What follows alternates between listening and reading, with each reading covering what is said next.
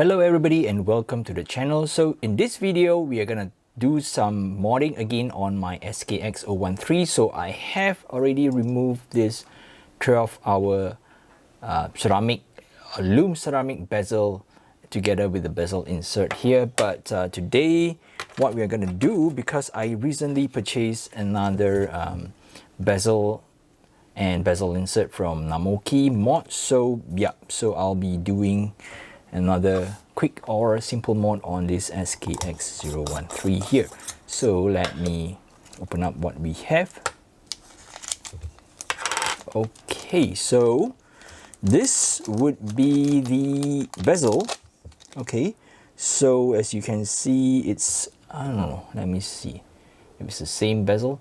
Yeah, it's a slightly coarser coin edge bezel, I would say.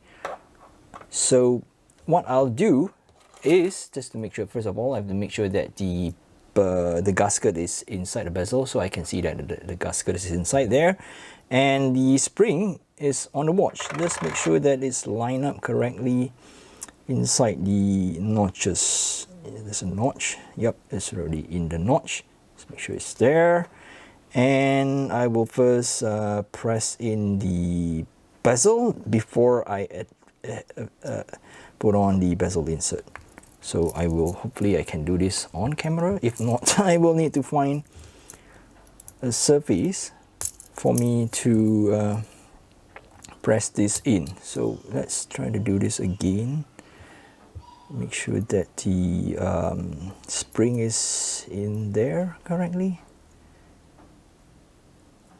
Okay, let's confirm. Alright, spring is in, and let's try to press in the bezel.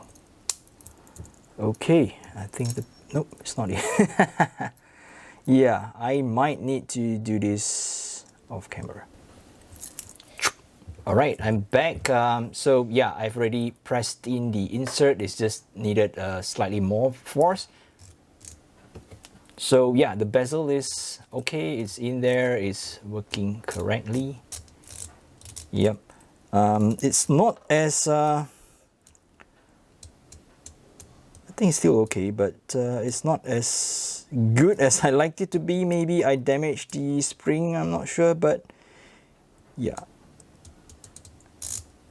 Okay, so I think I wasted enough of your time, but this is the cool bezel insert that I got.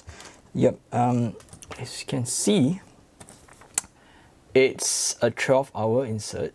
Let me just see. So it's a 12-hour insert, but there is some grating for the first 15 minutes. So if you want to use it as a dive watch, I mean a dive time bezel, you can still use it, but you can also use it to track another time zone. And this is a stainless steel bezel. So before I use that 3M tape, I'm just gonna drop this in. Whoa. I think it looks really cool. I don't know, what do you think? I think it looks way cooler than this one, you know, the ceramic insert, because I found sometimes that the loom ceramic insert, it's a little too glossy, so you can have all this reflection running around. But this one, whoa, it looks really awesome. So what I will do is that I will, this time around, I won't use my hypo cement, but I will use that 3M tape. I will get a tweezer to properly peel this off, and if I don't screw it up, I will try to use that 3M tape. Alright, I'm back. So I have put on the bezel insert. Yeah, I ended up not using the 3M adhesive double-sided tape because yeah, it was too flimsy for me to manipulate. So I ended up using my trusty GS Hypo Cement here. And I think, yeah, it's good. The good thing about hypo cement, let's say if you put too much, and when you put on the bezel, you have some excess, what they call hypo cement glue coming out or squeezing out on the edge, you can always use some IPA, isopropanol, and some cotton buds, and you can clean up the mess. Or you can wait for it to be really dry, and then you can use your fingernails or your finger to peel it off. It's something like a sticky glue that is easy to manipulate. And also the good thing, if you know, when you first attach the bezel insert and it is not centered, you still have some time to, you know, manipulate it around to make sure that it's centered, unlike if you're using a 3M adhesive tape. So yeah, I think the advantages of using a GS Hypo Cement is it's easier to manipulate, and if you mess it up, you know, you can always use some IPA, so remove the bezel, soak it on in an IPA, and you can remove the bezel easily. No issue there. So yeah, so this is how the 12-hour stainless steel bezel look on my SKX013, and I think the bezel insert has some circular brush finishing on the surface, which I would say it's quite matching because this is a circular bezel.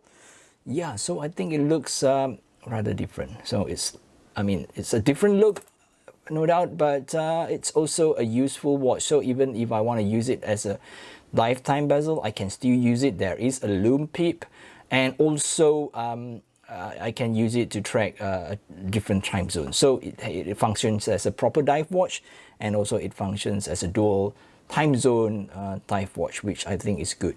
Yeah, you can see that I've put it back on that Jubilee bracelet because in one of my previous video I mentioned that I purchased like a bracelet from Namoki mods and I modded this watch, but because of that male endlings, I find it too long or maybe slightly too oversized for my small 6-inch wrist. So this one, I think it's okay, but the complaint on the clasp is still valid, and I cannot change it to an aftermarket clasp because the attachment is not your regular attachment. So I cannot buy like some you know, solid clasp from AliExpress and replace it because it's a different kind of attachment. Here it's not our typical standard attachment.